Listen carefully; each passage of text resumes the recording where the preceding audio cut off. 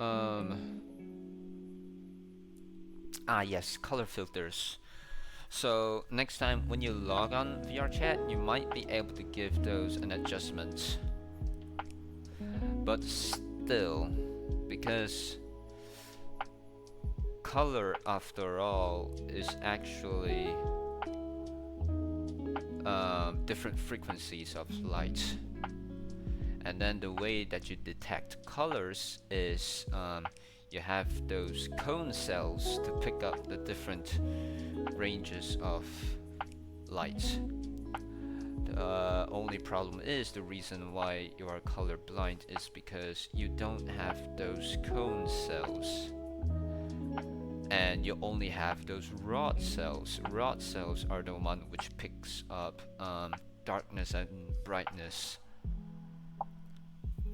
So I would say, biologically speaking, from what I know, it's somehow impossible for you to like see color like how we do normally.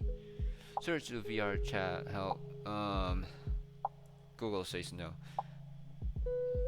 Like, what do you mean by like help monochromancy people? Like, well, like, what do you mean by help over here? Like,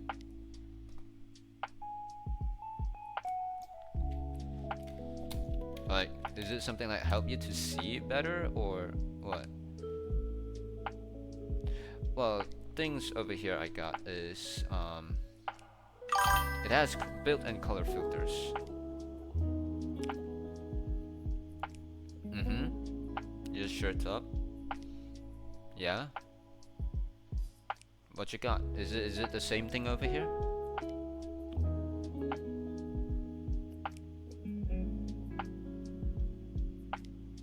VRChat does not currently have a built-in features to accommodate people with monochromacy. Okay. How should I explain this? Okay. Here's the thing.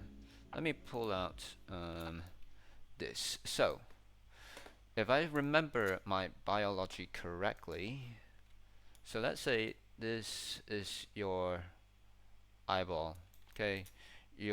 This is your iris, pupils, whatsoever, right? Now, over here is your retina.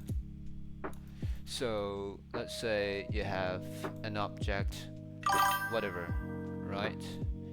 I believe you have seen this image a bunch of times, right? So here's the thing. If we were to zoom in this part over here, what you will get is you will have a bunch of cells.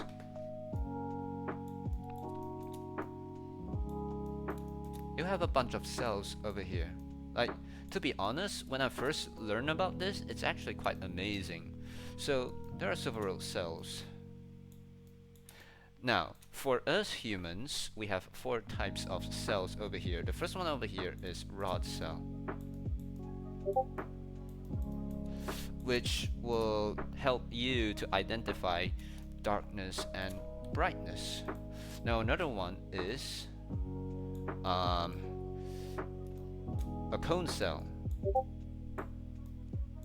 I forgot if it's like large or small, because I remember there are actually 3 types of cone cells which help you to detect is this thing red, green, or blue.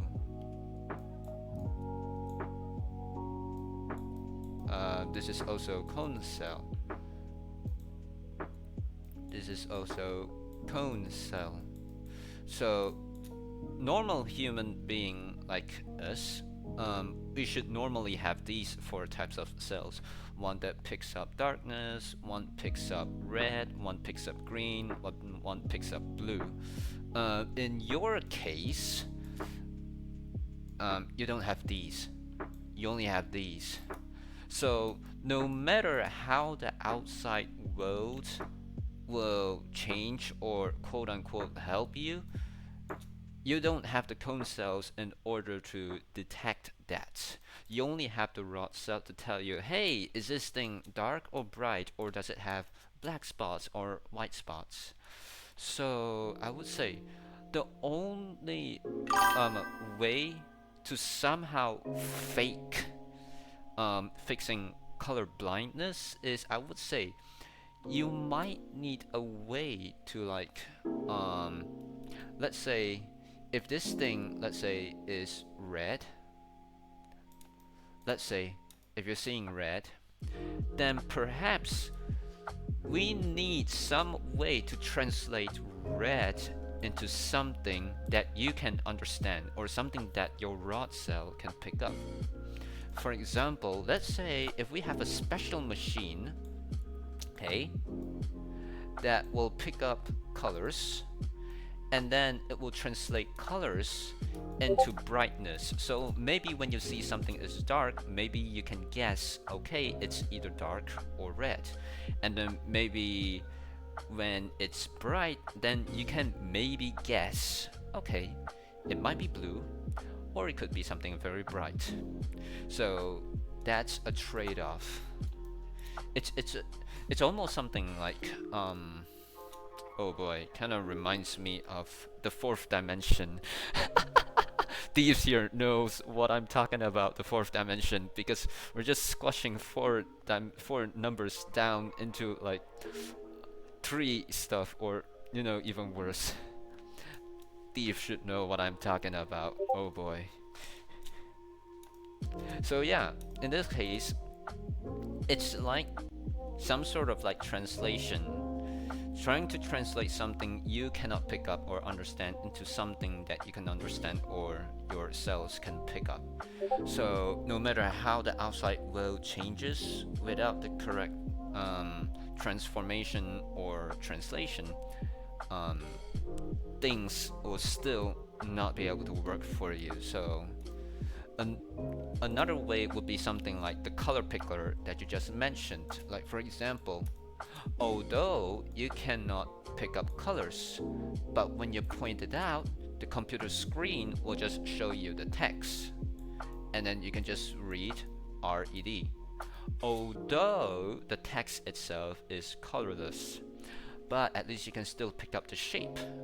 So at this point, shape might be a good translator for you. So that's the only thing I can figure out at the moment. But I would say this is also why if you go on TEDx, I remember there is a device where let's say this is you, and then they have this like little headset thingy, and then they have this small camera over here, and then when you put an object right in front of this little camera over here, the camera will just seize the color, and then perhaps it will play a sound or play a note or just say out loud the color. This is one way.